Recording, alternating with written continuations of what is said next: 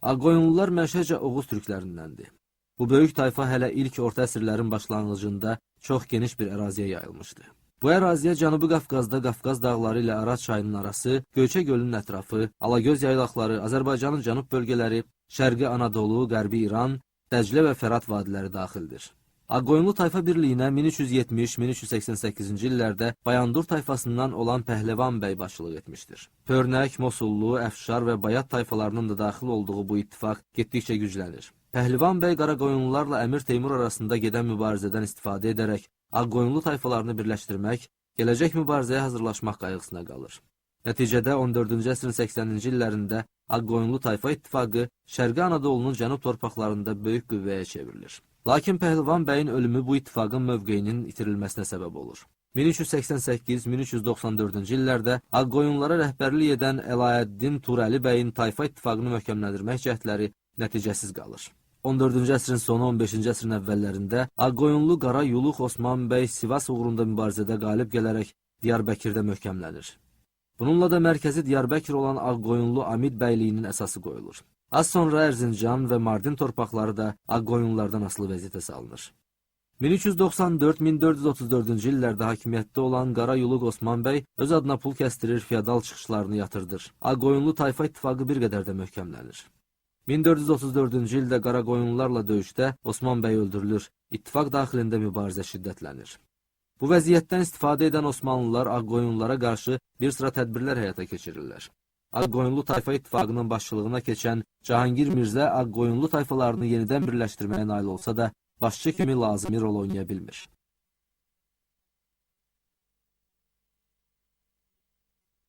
(1453-cü ildə başçılığa gələn Uzun Həsən tayfa birləşmələrinin möhkəmlənməsi əleyhinə çıxan qüvvələri əzərək Amid bəyliyinin hakimi olur. Uzun Həsən hakimiyyətə gələn kimi Qaraqoyunlulara qarşı ciddi tədbirlər həyata keçirir. Gürcüstanın onlara tabi olan şərq hissəsini tutur. 1467-ci ilin noyabrında baş verən Muş döyüşü Qaraqoyunluların süqutunun başlanğıcı olur. Bu döyüşdə onlar ciddi məğlubiyyətə uğrayır və Qaraqoyunlu padşahı Cahanşah öldürülür. Bağdada qədər bütün ərazilər Ağqoyunluların əlinə keçir. 1467-ci ildə Təbrizdə Qaraqoyunlulara qarşı üsyan başlayır.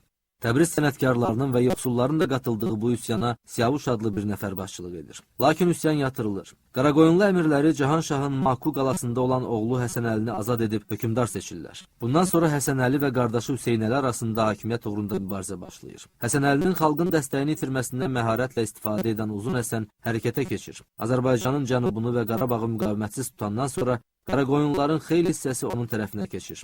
Qaraqoyunlu dövləti dağılır, onu Ağqoyunlu dövləti əvəz edir. Təbriz yeni dövlətin paytaxtı olur. Qaraqoyunlu dövlətin dağılmasından sonra Teymurilərlə Ağqoyunluların münasibətləri kəskinləşir. Uzun Həsən Teymuri hökmdarı Əbu Səid ilə müharibəyə girməkdən ehtiyat edərək anası Sara xatının başçılığı altında elçilik heyətini onun yanına göndərir. Sara xatın bütün diplomatik məharətini işə salsa da, Ağqoyunlu dövlətinin qüvvətlənməsini özü üçün böyük təhlükə hesab edən Əbu Səidi fikrindən döndərmək mümkün olmur. 1468-ci ilin payızında Azərbaycanın cənub torpaqlarına daxil olan Əbu Səid buradan hərəkət edərək Qarabağ düzənliyində, sonra isə Muğanda və Qızılağacda Xəzərin sahillərində məskən salır. Düşmənə qarşı mübarizədə Uzun Həsən, Şirvanşah, Fərrux Yasar və Səfəvi sülaləsindən olan Ərdəbil hakimi Şeyx Heydərlə ittifaqa girir. Müttəfiqlər Əbu Səidi iqtisadi mühasirəyə alırlar. Acılığa düçar edilən qoşun dağılmağa başlayır. Əbu Səid vəziyyətin ağırlaşdığını görüb sülh təklif etsə də, Uzun Həsən razılaşmır, Teymurilərin düşərgəsinə hücum edərək onları darmadağın edir. Ağqoyunlu imperatorluğu özünün ən qüdrətli çağlarında Kürdən cənubda olan Azərbaycan torpaqlarını, Şərqi Anadolunu, Qərbi İranı, İraqı, Şərqi Gürcüstanı əhatə etmişdir. Bu dövlətdə başlıca təsərrüfat sahələri əkinçilik, ipəkçilik, üzümçülük, bağçılıq və maldarlıq olmuşdur. Şəhərlərdə sənətkarlıq və ticarət inkişaf etmişdir. Ağqoyunlu dövlətinin ərazisindən keçən karvan yolları Mərkəzi Asiya, Çin və Hindistanı, Aralıq dənizi və Qara dəniz sahillərindəki ticarət mərkəzləri ilə birləşdirirdi. Ticarət kərvanlarından alınan tamğa və bac, əhalidən toplanan vergilər, xarici ölkələrlə, xüsusən Avropa ölkələri ilə ticarətdən əldə edilən gəlir, Ağqoyunlu dövlətinin iqtisadi qüdrətinin əsas mənbəyi idi. 15-ci əsrdə müsəlman şərqinin ən güclü dövləti Ağqoyunlu dövləti hesab olunur. Ağqoyunlu dövlət aparatında Bayandur tayfası rəhbər rol oynayırdı. Dövlət başçısı padşah titulu daşıyırdı. Uzun Həsən özünə sultan titulu seçmişdi.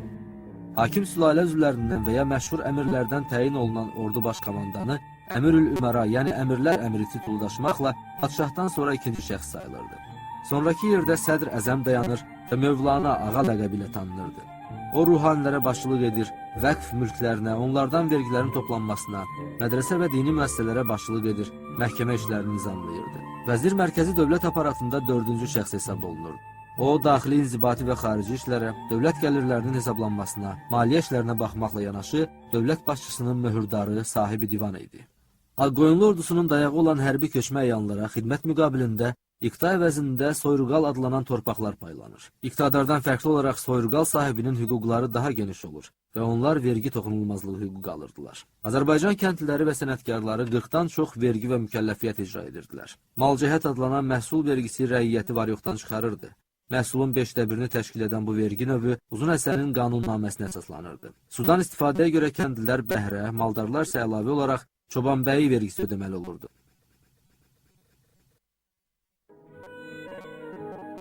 Ağqoyunlu dövləti Azərbaycanın bu vaxta qədərki bütün tarixi ərzində Avropa ilə geniş əlaqələr yaratmış ilk dövlət olur. Uzun Həsənin qərb dövlətləri ilə bu cür əlaqələr yaratmaqda əsas məqsədi Azərbaycanın beynəlxalq əlaqələrini sahmana salmaq olur. Digər tərəfdən o, öz ordusuna müasir silahlar almaq, Azərbaycanda topçuluq sənətini inkişaf etdirmək məqsədi ilə Avropadan artilleriya mütəxəssislərini dəvət edir. Onun xarici siyasətində əsas yeri Osmanlı İmperatorluğu ilə münasibətlər təşkil edir. Qüdrətli Ağqoyunlu dövlətinin yaranması Osmanlı Sultanı Fatih II Mehmeti ciddi surətdə narahat edir. Bu narahatçılıq 15-ci əsrin 60-70-ci illərində xarici ticarətlə əlaqədar olaraq Ağqoyunlu dövləti ilə Osmanlı İmperatorluğu arasında münasibətləri son dərəcə kəskinləşir. Ağqoyunluların 1204-1461-ci illərdə mövcud olmuş Trabzon Yunan imperiyası ilə dostluq əlaqələri var idi. Üstəlik Uzun Həsən Trabzon imperatorunun qızı Fyodora ilə evlənmişdi. Onun adını dəyişərək Dəspinə xatın qoymuşdular. Bu qohumluq münasibətlərinə görə Ağqoyunlular Trabzona öz mülkləri kimi baxırdılar. Həm də Trabzonun Ağqoyunlular üçün böyük ticarət əhəmiyyəti var idi. Bu şəhər Ağqoyunlu tacirlərinin Qara dənizə əlverişli çıxış yolu idi. Ağqoyunlu tacirlər Krımdakı mərkəzləri ilə Trabzon vasitəsilə əlaqə saxlaya bilirdilər. Məhz elə buna görə də 2-ci Mehmet Ağqoyunlu dövləti ilə müharibəyə Trabzon üzərinə hücumla başlayır. Uzun Həsən belə şəraitdə Trabzonu müdafiə etməli olur. Ağqoyunlularla Osmanlılar arasında ilk döyüş Qoyluhisar adlanan yerdə baş verir. Osmanlı qoşununa ciddi zərbələr vurulsa da Uzun Həsən hələlik Osmanlılarla sülh bağlamaq qərarına gəlir. Öz ağlı və güclü məntiqi ilə tanınan anası Sara xatını sultanın düşərgəsinə göndərir. Danışıqlar zamanı onun diplomatik məharəti öz bəhrəsini verir. Lakin Sara xatın sultanı Trabzonu fəth etmək fikrindən daşındıra bilmir. Nəhayət 1461-ci ildə Yassıçəmən adlı yerdə Ağqoyunlularla Osmanlılar arasında sülh müqaviləsi bağlanır. Bundan sonra 2-ci Mehmet Trabzon üzərinə yeriyir. Uzun Həsənin arxadan zərbə endirməyəcəyinə əmin olmadığından Sara xatın başda olmaqla Ağqoyunlu elçilərini də özü ilə aparır. 1461-ci ilin avqustunda Trabzon Osmanlılar tərəfindən zəbt edilir.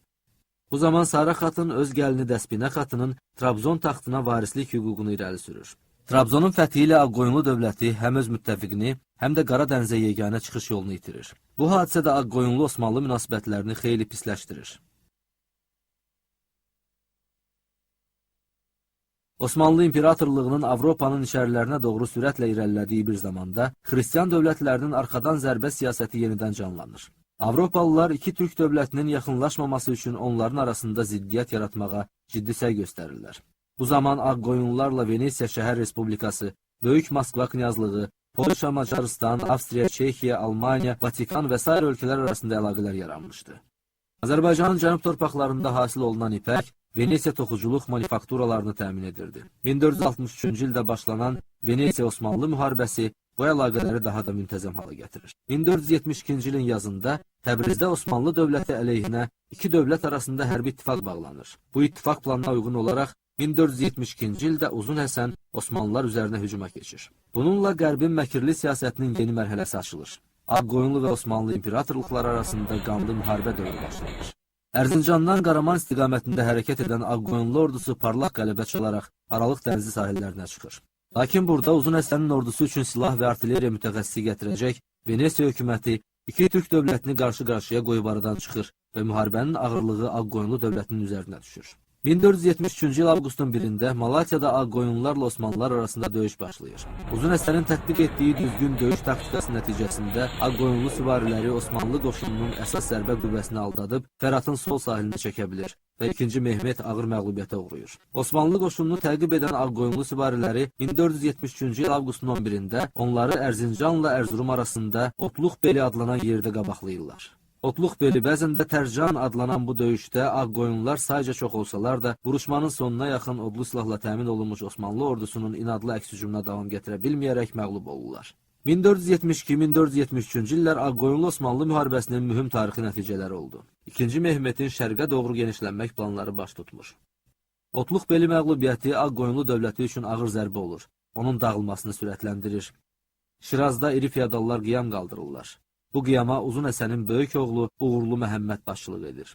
Uzun Həsən qiyamçı dəstələri məğlub edir. Uğurlu Məhəmməd Osmanlı dövlətinə qaçır. Fatih II. Mehmet Uğurlu Məhəmmədi İstanbulda böyük təntənə ilə qarşılayır və qızı Gövhərxan Sultanı ona ərə verir. Sonra isə Uğurlu Məhəmmədi Azərbaycan-Osmanlı sərhədində yerləşən Sivasa hakim təyin edir. Az sonra Uzun Həsən öz fərari oğlunu ələ keçirib Təbrizdə edam etdirir. Ağqoyunlu tayfalarının apardığı aramsız müharibələr dövlətin iqtisadi əsasını sarsıdaraq ölkədəki ziddiyyətləri kəskinləşdirir.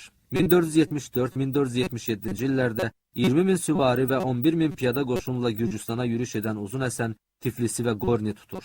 Gürcü hakimi 4-cü Baqratla 1477-ci ildə bağlanmış müqaviləyə əsasən Tiflis də daxil olmaqla Şərqi Gürcüstan Ağqoyunlu hakimiyyəti altına düşür. Uzun Həsəndən sonra Ağqoyunlu dövlətini 1478-1490-cı illərdə oğlu Yaqub Mirzə idarə edir. O, atasının siyasətini davam etdirərək Şirvanla dostluq əlaqələri saxlayır. Şirvanşah Fərrux Yasarın qızı ilə evlənərək bu əlaqələri daha da möhkəmləndirir. Lakin atasının Səfəvilərin Ərdəbil hakimlərinə olan müsbət meylini qoruyub saxlamır. Çünki getdikcə qüvvətlənən bu hakimliyi özü üçün əsas təhlükə hesab edir. Ona görə də Ərdəbil hakimləri ilə Ağqoyunlular arasında ziddiyyət başlayır. 15-ci əsrin sonunda Ağqoyunlu dövlətini daxili çəkişmələr bürüyür. Yaqub Mirzənin qəfil ölümündən sonra mübarizə bir qədər də güclənir. Yaqubun oğlu Baysunqur Mirzə taxta çıxır. 1492-ci ilin mayında Bərdə yaxınlığında Baysunqurun qoşunu ilə Uzun Həsənin nəvəsi Rüstəm Mirzənin qoşunu arasında döyüş başlayır. Rüstəm Mirzə qalib gəlir.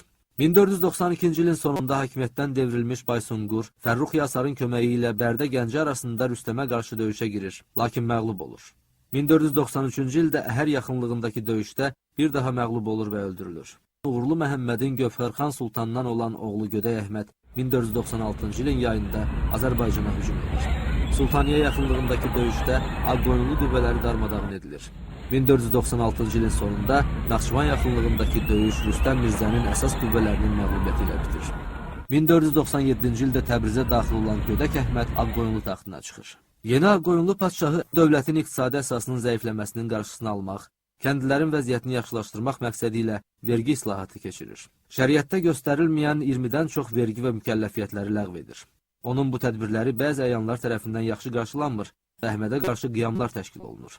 1497-ci ilin dekabrında Gödək Əhməd İsfahan yaxınlığında separatçı feodalların hərbi qüvvələri ilə döyüşdə məğlub edilərək öldürülür. Bundan sonra Ağqoyunlu taxtı uğrunda iki güclü varis Murad və əmsi oğlu Əlvənd arasında mübarizə başlayır. 1500-cü ilin əvvəllərində Dərviş Baba Xeyrullahın köməyi ilə Təbriz yaxınlığında Əbhər adlanan yerdə onların arasında saziş imzalanır. Bu sazişə görə Ağqoyunlu dövləti iki əmoğlu arasında bölünür. Bu parçalanma əslində Ağqoyunlu dövlətinin hərbi qüdrətinin sonu, süqutunun başlanğıcı olur. 15-ci əsrdən etibarən Azərbaycan ədəbiyyatında farsça yazmaq ənənəsi zəifləyir. Ana dilli poeziya daha da qüvvətlənir. Böyük Azərbaycan şairi İmadəddin Nəsimi canlı xalq dilində yazılan şeirləri ilə Azərbaycan ədəbiyyatını yeni bədii formalar və surətlərlə zənginləşdirmişdir. 15-ci əsrdə Azərbaycanın mədəni həyatında böyük rol oynamış şəxsiyyətlərdən biri də şair Cahanşah Həqiqidir. Şeirə, musiqiyə, folklora böyük həvəs göstərən Həqiqi, dövrünün mütərəqqi şəxsləri ilə əlaqə saxlamış, elmə və marifə rəğbət bəsləmişdir. Kişvəri Təbrizinin lirik şeirləri, Xətai Təbrizinin Yusif və Züleyxa, Həqirinin Leyli və Məcnun poemaları bu dövrdə geniş şöhrət qazanmış, Azərbaycan ədəbiyyatını zənginləşdirmişdir. Yaradıcılığı ilə daha çox tanınan ədəbi simalardan biri də nizami motivləri əsasında xəmsə yaratmış Əşrəf Marağayi olmuşdur. 15-ci əsrdə Azərbaycan musiqi sənəti də inkişaf etmiş, yaxın və orta şərq ölkələrində geniş yayılmış muğamlar, mahnı və rəqs melodiyaları yaratmış Əbdülqadir Marağayi dövrünün məşhur musiqiçisi kimi tanınmışdır. 15-ci əsr Azərbaycan memarlığının yeni inkişaf mərhələsi ilə səciyyəlidir. Azərbaycan memarlığının incisi sayılan Şirvanşahlar Sarayı kompleksinin binalarından biri olan divanxana bu dövrün məhsuludur. 1465-ci ildə Qaraqoyunlu Cahanşahın əmri ilə Təbrizdə divarları və üstü mərmərdən, mavi kaşıdan hörülmüş göy məscid kimi gözəl memarlıq nümunəsi tikilmişdir.